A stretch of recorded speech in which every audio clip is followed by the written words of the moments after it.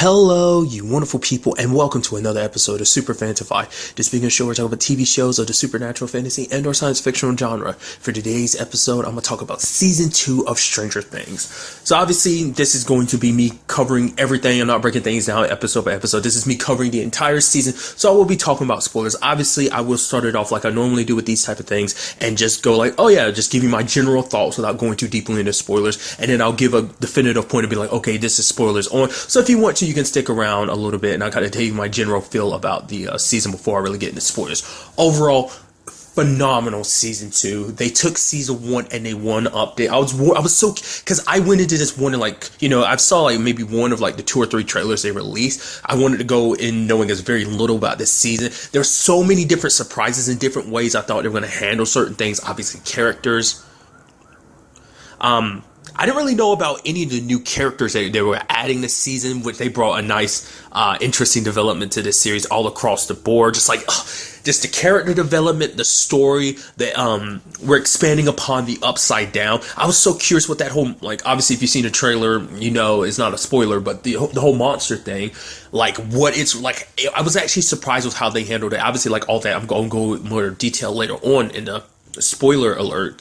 The spoiler section, but obviously, like I said, phenomenal, season 2. They did such a good job, and and they brought out some interesting things like that. I'm definitely okay, you can definitely see, expanding upon that more in the future, but, kind of dive into that when I get into spoilers. So, overall, if you have not seen season 2 yet, check it out. It is well worth your time. It's super good, super good. I think you'll really enjoy it. You love season 1. I highly believe you'll love season 2. But at the end of the day, that's just my opinion. You watch it for yourself, and then you can make that decision for yourself. So at this point, I will be entering spoiler territory. If you want to, you can go watch Stranger Things season 2, and then come back and listen to this. But don't feel the need to you have to come back. All you have to do is just go hey, watch Stranger Things season 2. If you do that, I'm happy enough already. So like I said, we're into spoiler territory now. So if you're staying, that means you've watched all of season 2. So spoilers start now. Oh my god. Okay, so let's break down a lot of things. Obviously, the introduction of new characters like Bob. That broke my heart. Bob, you were so close. I was like, they're going to kill Bob. The moment he left the gun behind, I'm like, oh, Bob. But then he got away thanks to, Dr. Owens, which I was like, oh man, he's actually staying behind and helping and stuff like that. Really quickly, I thought Dr. Owens was going to be a piece of crap, just because it's we were so used to working with Brenner and everyone we knew that was part of the government at Hawkins' lab in season 1. They were all douchebags, so it's kind of yeah, so you kind of assumed he was the same way. Obviously, he had some stuff, but ultimately he came through in the end. He was a lot less of a dick than Brenner was, but obviously, he had his moments of kind of hiding and covering up things, but it did seem like he was trying to help, because everyone else had their, when it came down to Will's situation, everyone was like, no. Everyone at the lab was like, no, if we burn it, who cares what happens to the boy? We have to destroy it. It's no, we need to find another way. He was the one pushing for that. So obviously, amongst everyone else, I feel like he's the one that kind of had the most conscience of everyone. So that was just kind of interesting. But then going back to him helping out Bob and him, Bob was such a nice introduction. Obviously, Joyce needed a little kind of happiness in her life, because as we got a little taste of her ex-husband trying to manipulate her last season when he popped back into the story. But then on top of that, because for one, I thought her and Hopper was going to be a thing.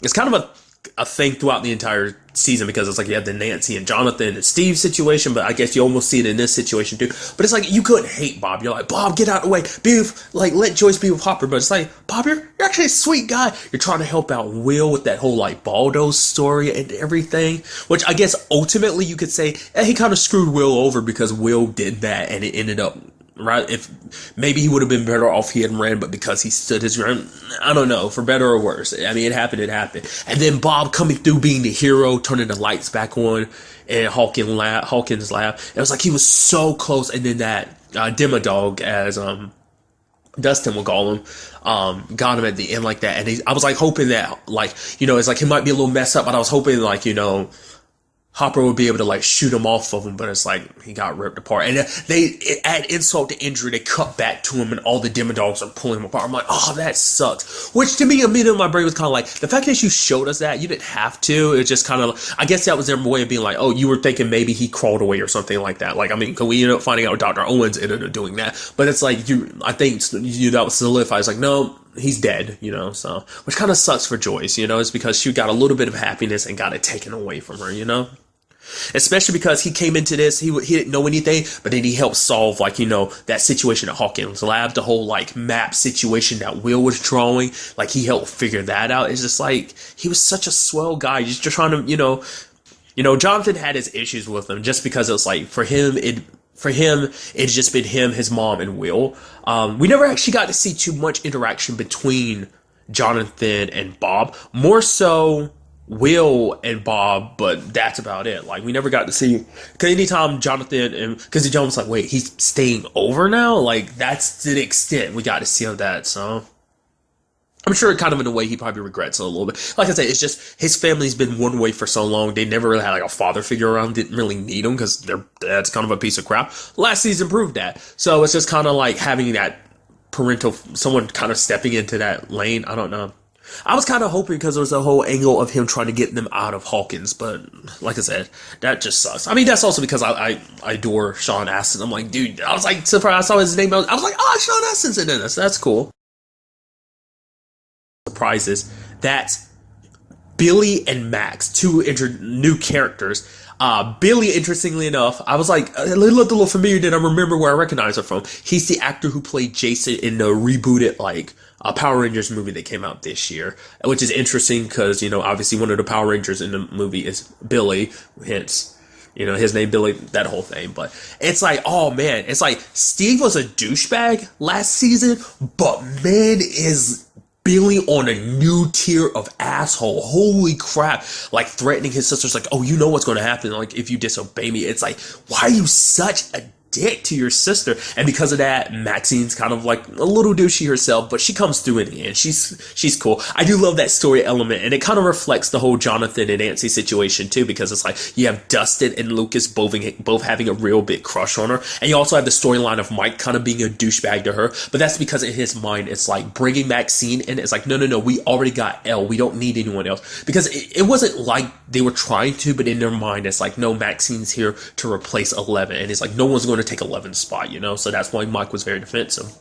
It's actually kind of interesting because you hear from his parents how the fact of the matter is Mike's been getting in more and more trouble. They're like, oh, we try to give you a little slide, but it's been time after time after time of you just messing up all across the board. So it's, it's just, I mean, it's a kid and it's a lot to process, because even then, okay, I'll finish what I was, I'll finish what I was saying first, and then I'll kind of jump back in there. I do apologize. I'm all over the place, but, I mean, we end up kind of finding out why Billy's such a douchebag. It turns out his dad, Neil, is kind of an asshole too, like calling him the F word, talking about, oh yeah, cancel the date with whatever whore you're going on a date with. It's like, it's a weird thing because he's like, oh, find your little sister. So it's like he cares about Max, sure, but I don't know. I mean, he treats his own son like a piece of crap, and that's why he lashes out at like Maxine, because he can't lash out at his dad because he tries to act like, oh, he's the authority figure and everything. But when it comes to things like when it came to confronting his dad in that one scene, the dude that was such a tough guy acting like he's like crazy and just whoa,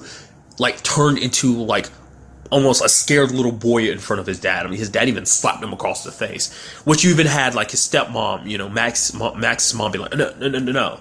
Because Max had talked about the fact of the matter is, it was like making it seem like her mom made it seem like their dad was kind of like Max's dad was the issue because they're divorced and everything. And so it's like, oh, we need a fresh start away from him. So I wonder will he kind of play a role going forward in any shape or form, but nevertheless.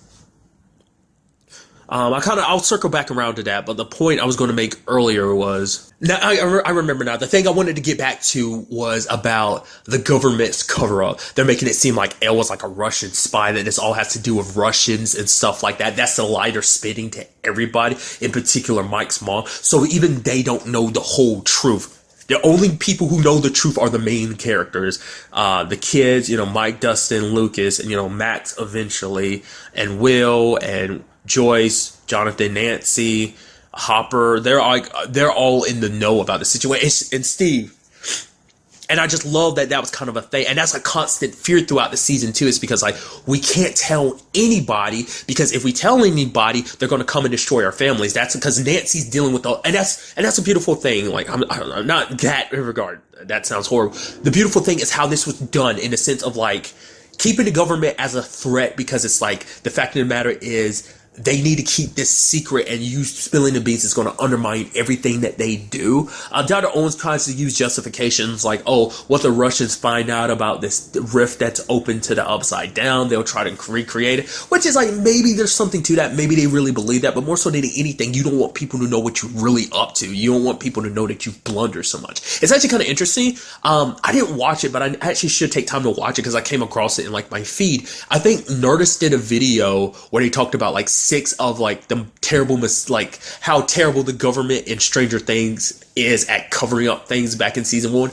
I need to go back and I need to go and watch it because it just seemed like an interesting thing. I just forgot about it, but that just kind of made my brain think about it. But like, because the thing is, like, what I was talking about earlier was the fact of the matter is everyone's dealing with it. Like I brought up earlier, like Mike's dealing with things in his own regard. Nancy's dealing with it too because her Barbara's parents are spending all this money. They're selling their own house to get the money needed to pay like that dude Murray to kind of investigate things, because it's like it's been a year. There's been no talk of like where, you know, Barbara is, and it's like they're trying to find her, and it's like they're like, oh, Hawkins police department isn't doing their job right. So, and it ate Nancy up in the inside because she knew exactly what happened to Barb. She knows where Barb is, and she can't say anything because you know Steve is like, yo, you can't do that. They'll ruin everything. They'll come after us. They come after our families.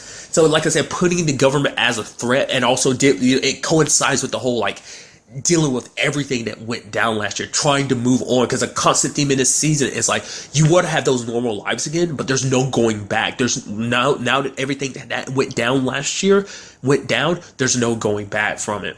So I do appreciate, you know, that they do like keep up with the time of like it has been like a year roughly, so it gives them enough time to really be sitting on this like stuff for it to kind of fester and develop on its own. So got so much to talk about. Some of my favorite bits in this season were, one, the whole thing about them each being a Ghostbuster, and it's like Mike and Lucas are the same Ghostbuster, and it's like, well, I can't be him. Why? You know, cause you're not black. It's like, what? No, I didn't say that. He's like, well, you were thinking. I was like, that's super awkward, and that's super good.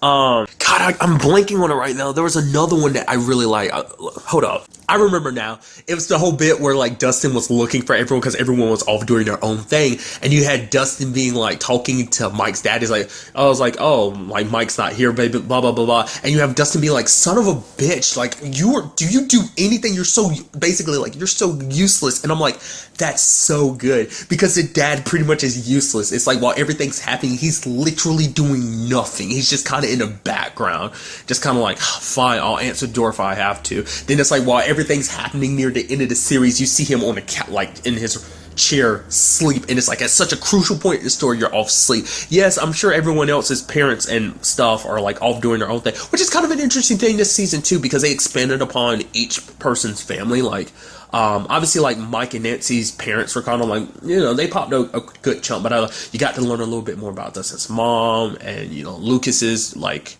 family dynamic, especially with his sister Erica. So it was just kind of interesting, kind of like doing, it didn't like take up the story, but it was just kind of like little things here and there that I thought was just kind of interesting how they handled it. But I just love the fact that they're pointing out, because that was something I remember hearing people talk about in season 1. It was just like, he's like, what did I do? I'm just sitting here trying to eat my food. Language, it's just like little bits here. It's like, you are literally the most useless character in this series. You've contributed nothing, and I love you for it. I kind of really talked about it very vaguely, really quickly, and that was the whole aspect of it's something I complimented the first season on, of the fact of the matter is everyone's got their own little piece to the puzzle, everyone's working on something, and you get that awesome moment where everyone came together. They brought that feeling together in this season, and they did a cool thing of like, they didn't just exactly repeat it. There were different teams. It's not like everyone was off, like, once again, like season 1, they did beautiful things of like everyone was off working on some stuff, you know, and successful at it. Then we come together, everyone puts their brains together, like, this is what we got to do, this is how we're going to handle it. Like you have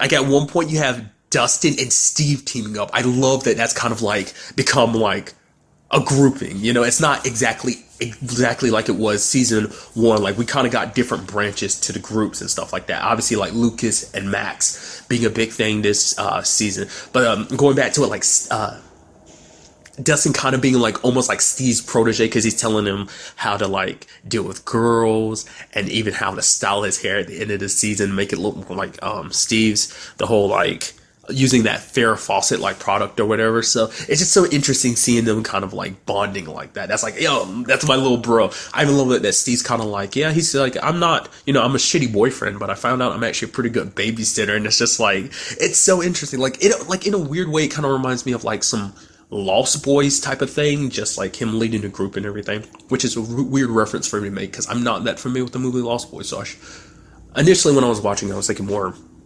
Peter Pan and the Lost Boys, but nevertheless, he's kind of like the leader of this team leader of this ragamuffin group of misfits, essentially. Since I'm talking about misfits, that's kind of a thing that I also thought was kind of interesting about this season too was Will struggling with things. Not just the whole bouncing back and forth between both realities of like the upside down and the normal world. It's also the fact that matter is everyone treating him like a weirdo, calling him zombie boy, calling him a freak because of everything. Because it's like, oh, there was a whole funeral that was held for him and now he's alive. Obviously the whole cover up, it's like, oh yeah, he was lost in the woods. So there was that. Oh, and what I also appreciated too was those agents, because we got a flashback, like trying to make Mike think like, oh no, she was just using you, manipulating. It's like, you are terrible at your job. You do realize Mike was around her. He knows what she can do and the truth about everything, and yet you're sitting here trying to tell this bold-faced lie to him. Once again, kind of referencing the Nerdist thing of like, how terrible you guys are covering stuff up. There's even a moment where Jonathan knew someone was in their house because they left Polaroids. I'm like, what the hell? You guys are so shitty. Holy crap. I mean, because last season you had Hopper figuring everything out, like, you know, finding the bug that was in his house and everything. So it's like, you know, figuring out the whole thing about Will's fake body. It's like, you guys are terrible at what you do. Your little cover-ups. And that was kind of a cool thing about this season too, like kind of going around the dynamics and stuff like that, is the whole aspect of Hopper and Eleven. I do love, because I think I remember hearing someone say that basically that little thing at the end that Hopper did was putting up the waffles, that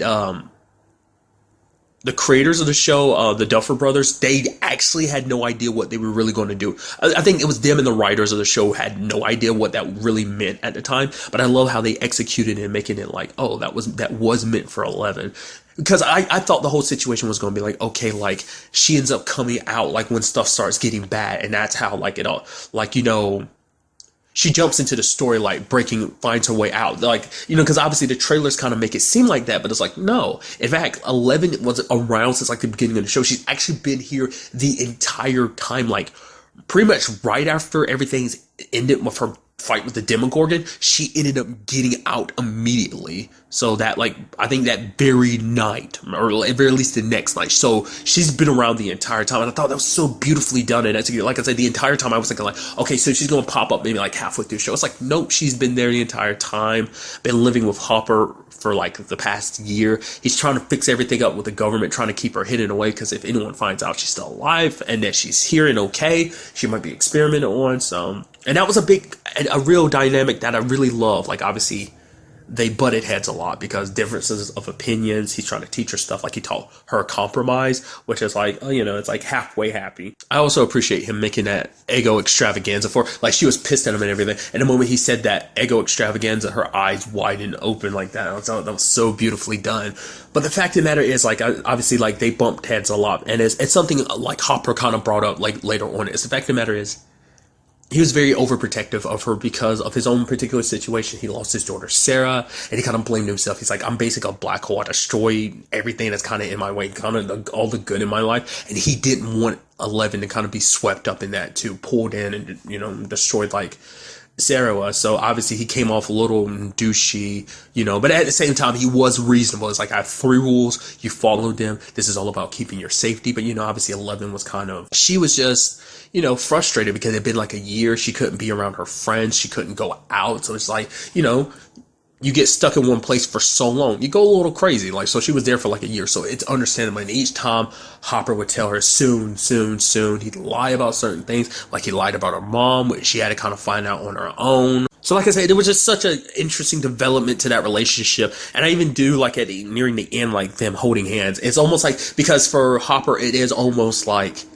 having Sarah back. It doesn't quite fill that hole, but I think it's, it's supposed to represent that, I just think they did such a good job building up that relationship. Then you take the whole situation with Nancy and Jonathan, and I liked how that was done. It is a situation of, obviously you saw a little unease in Nancy when she was back with Steve, and I do like that Murray do basically psychoanalyze him and made it go like, oh, you're with Steve basically because he's a safety net, it's just like, oh, like, you don't have to put yourself out there too much, you can just always retreat kind of like to a safe haven.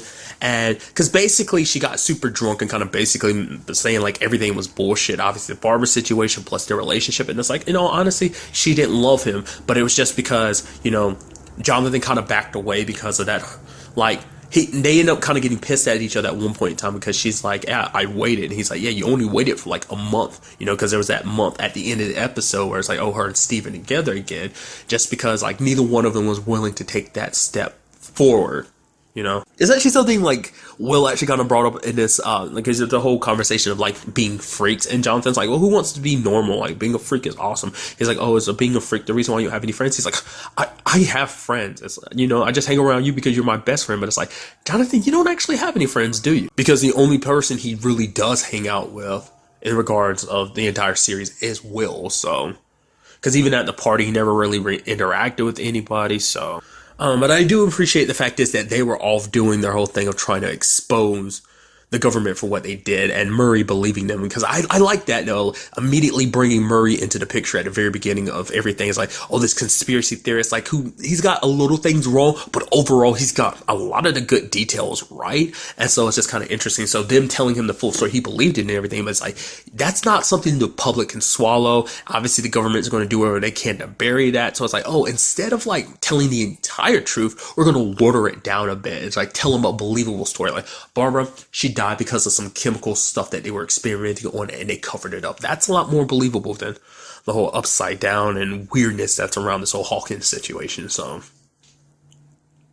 I thought that was just so beautifully done. Like I said, even like small characters like him still played a big role in the story, So it's kind of interesting too, because last season there was a little bit of like bad blood between Mike and Lucas. In this season it's kind of Lucas and Dustin, because Lucas and Dustin are kind of fighting over Max's attention. And the fact of the matter is they kind of both broke the code. He, with the whole D'Artagnan or Dart situation, keeping him when he knows he shouldn't have been. Like, I love what they did with that whole situation, because it didn't even correlate in my head like, oh yeah, that's the thing that came out Will's mouth at the end of the episode, until they pointed it out. I was like, right! I was like, I literally just rewatched season 1 and it didn't correlate in my head that's connected. I mean, that doesn't mean Dart specifically the one that came out of Will, because it wasn't, because the one that came out of Will happened a year ago, and this one, is a lot more of a fledgling, so it's so much younger. But the moment you see it open its mouth, I'm like, that's a little baby Demogorgon, and I love that development. Because basically it seems like the main inhabitants of the Upside Down, it doesn't seem, because it's so beautifully done, because it's like, at the very least, it seems like the Demogorgon is like the only thing that exists in the world, aside from like the main baddie, which I'll get to in a second.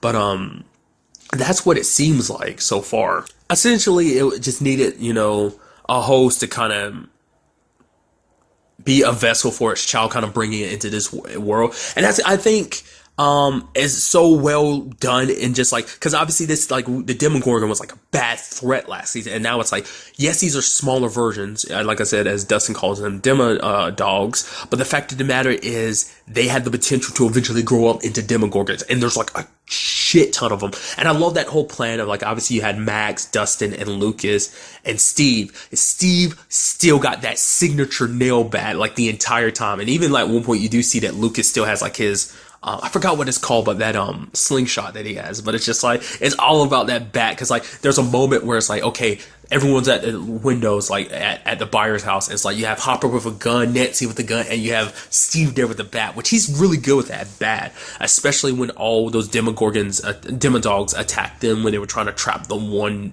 they thought the only one that was around, and that was Dart. And that was so beautifully done too, because it's like it was supposed to reflect the trap they put the Demogorgon in last season, which the trap worked perfectly. Obviously didn't kill it, but it messed it up pretty badly. It's like, well, this case is like, well, they were expecting one, and it ended up being multiple people. Steve using himself as bait. I was like, oh, I'm scared. It's like, oh man, Steve made it through. It's like, yeah, Steve. Also, when he ended up fighting Billy in the episode, that was near the end. I was like, oh, that's so good. Sadly, and I even like Dustin being like, oh yeah, you stood up to him. I mean, you got your ass kicked, but oh man, you did such a good job, Steve. And I love we had Maxine's kind of stand up moment of being like, stay away from my friends, and like. And Billy's not really listening, and she brings the bat down like almost near his junk, and she's like, do you understand me? I can't hear you, kind of reflecting their stepdad a little bit. So I think that kind of hit a sore spot anyway, because near at the very end, like she's looking out the bathroom door because she's getting ready, and her mom's helping her get ready, and they look at each other, and he just keeps walking. So I love to see like what they do with them. Because obviously it's a reflection of Nancy and Mike's relationship, who they got closer because of season one. There's still some issues here and there, sure, but not nearly like Maxine and Billy. And also like obviously like Billy's the new Steve, whereas like Steve went to hero status, like Billy stayed douchebag status. I was like, okay, maybe he'll have his moment to kind of turn things around. It's like maybe he'll have a Steve moment. It's like, nah, he's kind of Steve moment, just like, okay, take it down like the douchebag. So I also appreciate the fact is that Maxine ended up using the drugs they were using on Will to kind of knock him out. And that was a whole angle too I'm gonna really dive into is the mind flarer. I did not know how they were going to handle that whole situation. A little shadowy monster. I was like, that thing is massive. How do you fight that? What is the... But the storyline element of it possessing Will, and it's like, oh, Will using it to trying to use his abilities, his now memories, because all of it's happening at once. It's like, okay, trying to use him as a way of spying on it, but it ends up spying on them. I love that twist, walking all those soldiers into a trap. It's like, okay, there's nothing here. It's like, wait, like Steve and them were being attacked by the Demodogs, but now they're like running away. What's up? It's like, it's a bloody trap. I was like, that was so beautifully done. And I also like the fact is that Will did fight it, to the point he was able to do Morse codes and be like, yo, we need to close the gate. Like I said, I feel like this season, like overall in general, like really quickly, like I feel like I brought it up earlier, everyone being divided, but I feel like they're even divided even more, because at least the kids were divided at one point in time, but they came together as a group, which they did eventually, but it's like for so much of the season they stayed divided, obviously like there are little pairings here and there, but I mean, I haven't even begun to touch on Eleven's story this season, which was phenomenal. For one, that intro at the beginning, immediately introducing Kaylee and kind of already giving you a little bit of a look at what her power is. A moment like that bridge thing happens, like, they were like, other cops, like, what are you doing? I'm like, oh, she has the power of illusion, which is like, it's not like she's the exact same as 11 either. 11 has a more offensive ability. Kaylee's is more defensive. So, but them meeting up again after, 11, or rather Jane ends up meeting her mom and her Aunt Becky. Well, she ran away from her Aunt Becky just because she felt like her aunt was kind of stabbing her in the back. It's like, I came here, this is supposed to be my home, but now you're calling Hopper and everything, which is just because it's like, it's so much to handle and she needed help. We never got back to that situation, but at the very least, I do hope that, she spends time with, because that's a story element that kind of bounced throughout this season. What's affecting the matter is Elle not really having a home, like finding each new place as a home. It's like having a home with Hopper, having a home with her mom and her aunt, having a home with her sister, but now going back to her friends. I think this season kind of showed Elle where she feels like she's needed and where she must be, and that ultimately led her back to her friends, because it's like, she cared about them and she knows that that's where she needs to be. And that whole situation, her returning, makes me think about the fact is that the entire season we have Dustin. It's not something I even noticed until he started pointing it out. It's like, all right, Dustin has his 2 front teeth now. And so he's just like, yeah, look at these pearly whites, and starts purring all the time. You have Lucas like, stop that, dude. Even Steve at the end was like, okay, don't do that, okay? And even like the moment Elle bumped into them again, she was like, she touched his mouth. She's like, teeth. And he's like, yeah. I also appreciate the fact is that Elle was super jealous of Mike and Max being together to the point like she knocked Max off her bike when she saw them hanging out. Even though, like I said, most of the season Mike's kind of a douche to Max. Like I said, for his own reasons. It's just like, they're kids, so they're not very 100% good at expressing how they really feel, so. To the point, like, when Max is like, oh, Elle, I heard so much about you, and reaches out for a handshake, and Elle just walks past her just because she's, like, super jealous. It's like, no, you try to talk to Mike, you try to replace me in Mike's eyes. No, don't talk to me, essentially, so. But getting back to it, like, I completely, went off book here, is kind of dealing with how this thing, the, Mind Flayer worked in a sense, and I like how they described it kind of, and I appreciate the show kind of breaking it down for you, basically describing this thing. It was almost like a virus, how it infected and possessed Will, and the fact of the matter is that it's kind of the brain of the operation, that the tunnels underneath Hawkins, as well as all the Demodogs, are kind of all being controlled. It's like the hive mind aspect. And I thought that was kind of beautifully done too, of like blending almost both worlds together. It's like the Upside Down was bleeding into the real world to like a much larger degree than it was. Like the only thing from the Upside Down that was bleeding into this world was the Demogorgon coming back and forth. That was about it. But now it's like, no, you have the literal worlds coming together in like the tunnel and everything. Which you had that whole like situation at the end where they were setting that like place that Hopper was initially on fire for the purposes of, drawing attention away from Elle and Hopper as they were dealing with that whole situation. Which I love how climactically that was finally dealt with. The fact of the matter is that Elle like levitating like that, not only was she closing the gate, but she was also like pushing the thing back too. I was like, that like she had that Demogorgon moment from season 1, but popped up to an even more awesome level just because of how massive the gate had grown. But I also appreciate the fact is that how everything was handled, from trying to heat up Will's body to the point like that was almost on some Exorcist level stuff. And I love how they treated it, like the way it like spewed out of his mouth, like the markings it left on his neck when it was rising up, heating him up, and he was just kind of losing all control, like let me go. And it makes me wonder, is that what they were kind of tapping into when they made that whole experience, that whole aspect of Will's character that season of being like possessed, Because I was actually terrified when it first possessed him. He's like, go away.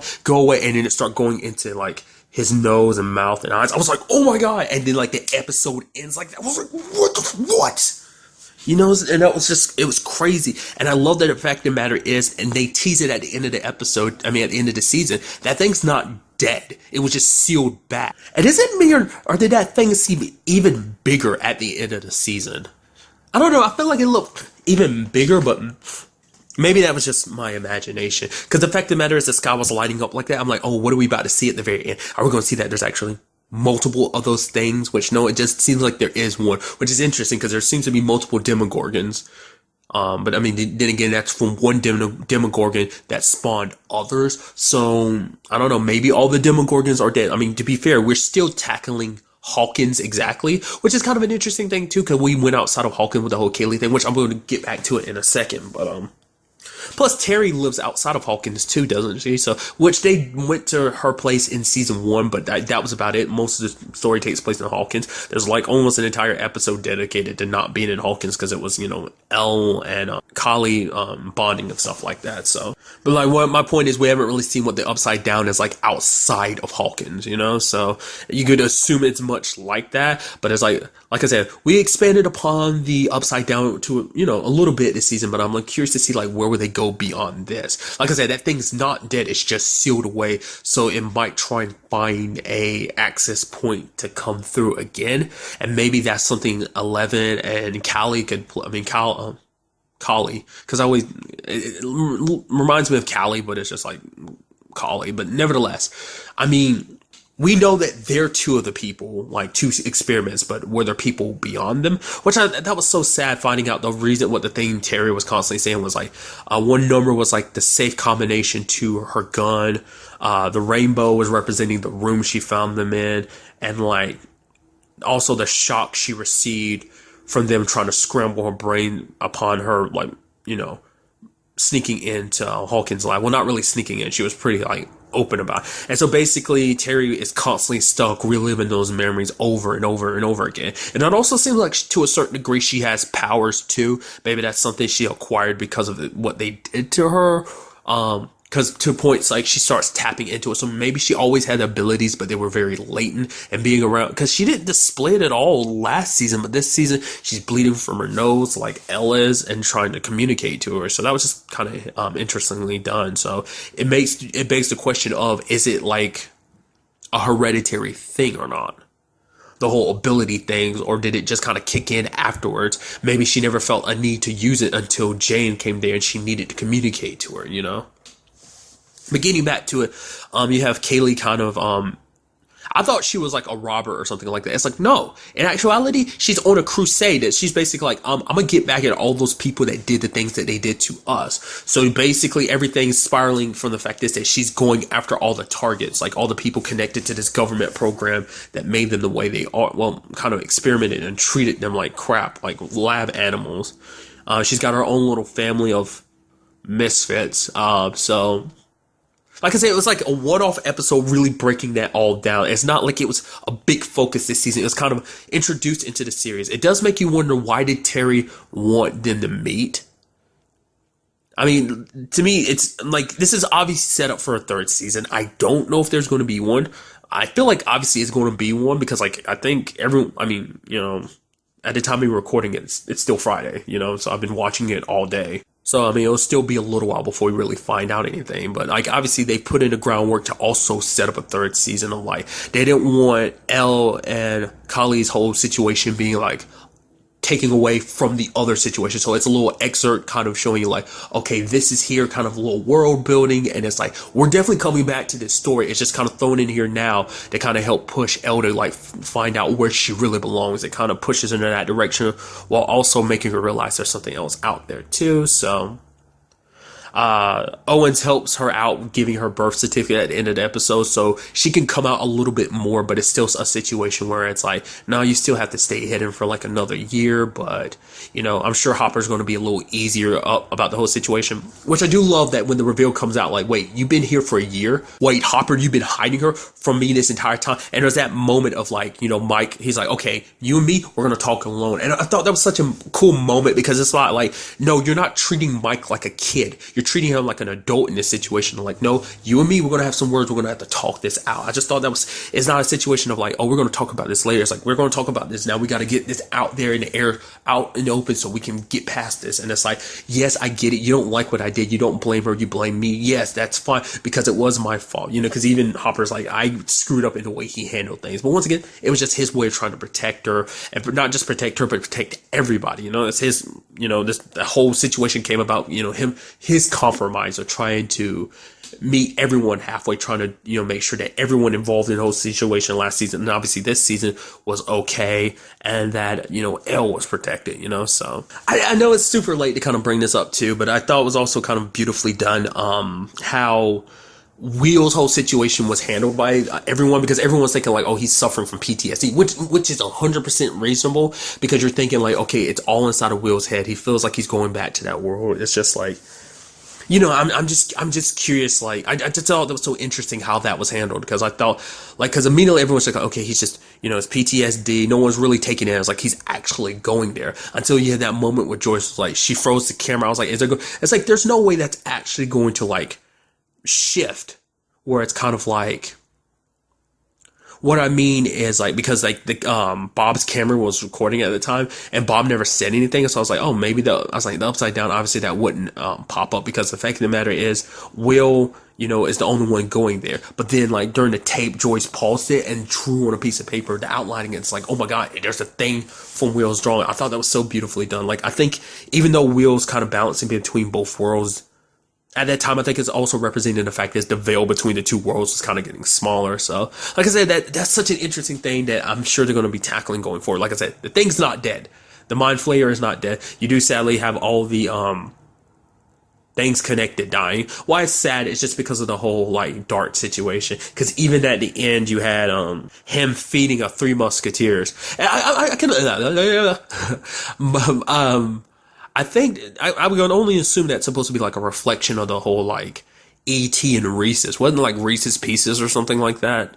That whole situation, I'm sure that was kind of supposed to be like kind of an homage of that. And even at the end, he gave Dart some of those nougats, and it's like, yeah, bye, buddy. And you see him kind of dying near the end with the rapper near him, and it's like, oh, that's a little sad. I mean, still, because even, there was still something to what Dustin was saying. That there was a little something there. I mean, he shouldn't have kept the thing like he did. I mean, but the fact of the matter is, at the time, he didn't realize he had a little Demogorgon on his hand. So, like I said, I still love that reveal of like that being what that is. You had a proper funeral for Barbara. Finally, the government kind of got found out for what they did. Hawkins Labs got shut down. So, like aside from like this is the season that kind of ended a little more like still on the ominous side, but a little more positive, because it definitely seems like it's kind of interesting, because like going back to John, nothing, I was about to just call him John. I think it's because every time I wrote in my notes about something, I'd just say, oh, John. So, but Jonathan and Nancy seem like they're definitely on the, after that time they spent together at Murray's place. You have Steve actually being on the outside, which is like obviously the whole situation being a flip of season 1. So, now that I think about it in retrospect anyway, now I'm going really quickly about the government thing. Most of the people in that building are dead anyway. Literally, I think Owens is the only person that made it out alive in that building. Okay, everyone else got killed. I felt so bad for the scientists who went to the elevator, because it's like, we already saw how that literally worked out for that one guy in the first episode of season 1. It's like, being in that elevator doesn't work out. The moment it's like, Owens is like, okay, stairs. I'm like, yep, they're safe. You go into the elevator, you're dead. You're all dead. And I was like, oh, please let the elevator. Nope, it didn't close in time, so. But no, really quickly, kind of since I brought up the whole, like, Nancy and Jonathan and Steve situation, I like the fact of the matter is that they had that situation at the end at this ball. Everyone's dancing. A girl walks up the wheels like, hey, zombie boy, you want to dance? Obviously Lucas and Max, and you had Dustin kind of on his own. None of the girls are paying him any attention until Nancy does the cool thing of like, oh, dancing with him. It's like, amongst all of Mike's friends, you're like always been my favorite. It was like, because it seems like back in season 1, it seemed like Dustin kind of had a thing for Nancy. He was also like, yeah, at one point in time, it's like, your sister used to be cool too. Oh man, I almost let that slip my mind, the whole angle at the beginning, like Keith at the arcade being like, okay, hook me out on a date with your sister. And then Mike's like, I'm not going to prostitute my sister out. I just love that whole conversation. Because even Lucas and Keith had brought it up, he's like, okay, you're guaranteeing me a date with, Nancy, right? And Lucas was like, yeah, because he was trying to talk to Max and tell her the truth about everything. And he's like, yeah, keep it PG in here. And then he kind of gave this creeper look. They even had Lucas be like, ew, what? So, but everyone got a dance partner in the end, obviously Mike and Levin. So that was kind of cool. Because I think that situation also kind of plays into what Steve said of kind of like, act like you don't care. But it's like Nancy paying Dustin some attention. She's basically like, oh yeah, the girls were kind of dumb at that age, but it's like, give them a couple more years, they'll kind of realize just how awesome you are. So that was really neat of her to do that. So I cannot praise this season enough. I know there's so much I'm probably not talking about, and I'm going to hate myself for being like, oh, why didn't I talk about this or that? I do apologize. If you want to, we can like have as much conversation. Hit me up, leave some comments, tell me what you thought about this season. I'd love to talk about it in depth. Oh, it was so good, and I'd love to see what they would do with the third season, with everything they built up this season, because it's not like they leave like complete loose ends. It's just like little threads of like potential storylines. I mean, definitely the whole Callie thing and whole 11 situation, probably very open-ended, probably just as much as the whole Will situation at the end being open-ended, which I am curious, does he keep his ability of true sight? Will he still be able to see in both? I mean, it's been another month later. They didn't show anything, but that still could be a possibility. It's kind of interesting, too, that trap never once went off, now that I think about it. There's that whole thing that Hopper set up is like, okay, there's the wire that, like, if anyone steps on it, it'll make a bang and we'll know that someone's there. It's like, that trap never went off the entire season. I just thought about that. It's like there's a few times they zoom in on the wire just to show you, like, oh, someone's stepping over that. That never went off once, did it? That was kind of interesting. I thought that was kind of turn into something, but turned into nothing in actuality. So, but that's about it.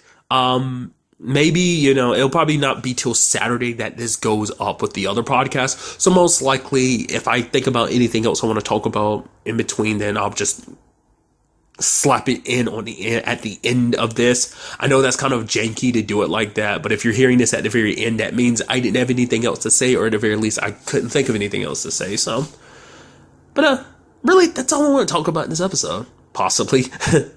Till the next time we meet, be happy, be safe, live life to the fullest, and enjoy it. Good day and goodbye.